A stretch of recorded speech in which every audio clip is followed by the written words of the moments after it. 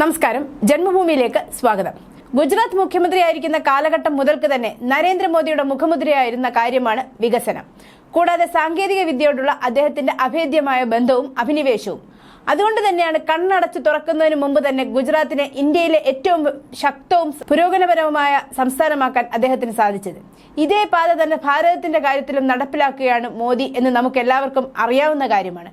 കഴിഞ്ഞ 10 വർഷമായി അദ്ദേഹം നടപ്പിലാക്കിക്കൊണ്ടിരിക്കുന്ന പദ്ധതികൾ ഭാരതത്തെ മുമ്പെങ്കും കണ്ടിട്ടില്ലാത്ത കുതിപ്പിലേക്കാണ് നയിക്കുന്നത് എന്ന് നമ്മൾ എല്ലാവരും കണ്ടുകൊണ്ടിരിക്കുകയാണ്.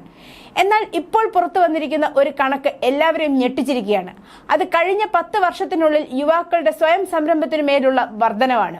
10 വർഷത്തിനിടെ ഇന്ത്യയിലെ സ്റ്റാർട്ടപ്പുകൾ 300 മടങ്ങ് വളർച്ച നേടിയതായി വെളിപ്പെടുത്തിക്കൊണ്ട് കേന്ദ്രമന്ത്രി ജിതേന്ദ്ര സിംഗ് ആണ് രംഗത്ത് വന്നിരിക്കുന്നത്. 2014 ആകെ 350 സ്റ്റാർട്ടപ്പുകളായിരുന്നു ഇന്ത്യയിൽ ഉണ്ടായിരുന്നത്. എന്നാൽ നരേന്ദ്രമോദി പ്രധാനമന്ത്രിയായി അധികാരമേറ്റതിനു ശേഷം കഴിഞ്ഞ 10 വർഷത്തിനിടെ അവയുടെ എണ്ണം 300 മടങ്ങ് വർദ്ധിച്ചു.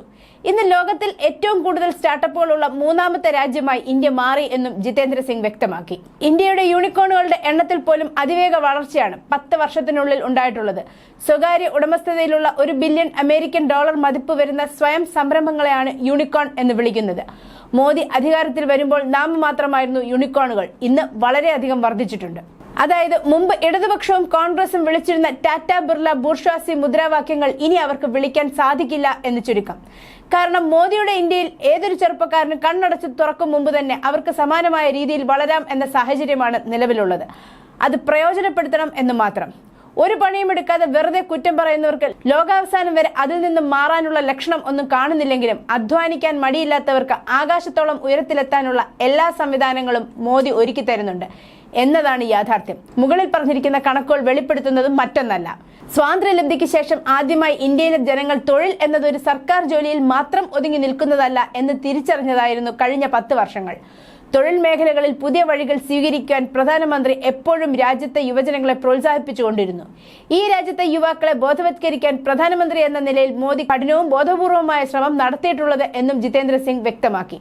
2014 പ്രധാനമന്ത്രി നരേന്ദ്രമോദി അധികാരമേറ്റപ്പോൾ ഇന്ത്യ ലോകത്തിലെ 10ാമത്തെ വലിയ സമ്പദ് വ്യവസ്ഥയായിരുന്നു.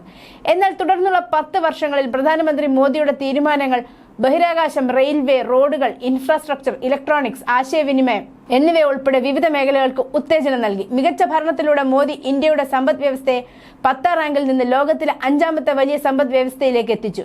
ഇപ്പോൾ അത് 3ാം സ്ഥാനത്തിലേക്കുള്ള കുതിപ്പിലാണ്. 2024 ശേഷം പല മേഖലയിലും ഇന്ത്യയിൽ വലിയ കുതിച്ചുചാട്ടങ്ങൾ തന്നെ ഉണ്ടാകും എന്നും ജിതേന്ദ്ര സിംഗ് അറിയിച്ചു. News desk, Janmabhumi.